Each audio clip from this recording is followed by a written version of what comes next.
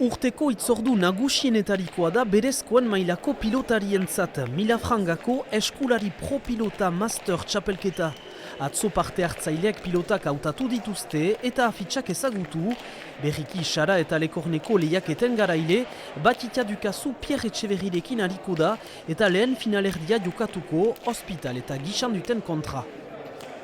Egitzen zait konposaketak aski horrekatuak direla. Hospital gizan dut da oso ekipa kompleta eta esperientzia handiarekin hainitz irabazi dute masterzetan eta baina hala ere ikusten dut lehiaketa ideki bat.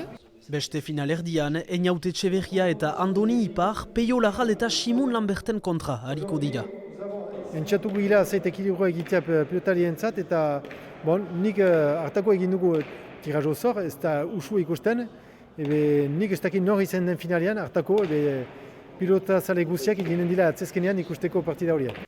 Finalerdiak urriaren lehenean atxaldeko 6ak eterditan, finala urriaren 4an larun batez iraganen delarik amaikontan, aurten antolatzaileek doain bat eskainiko diote minbiziaren aurkako ligari.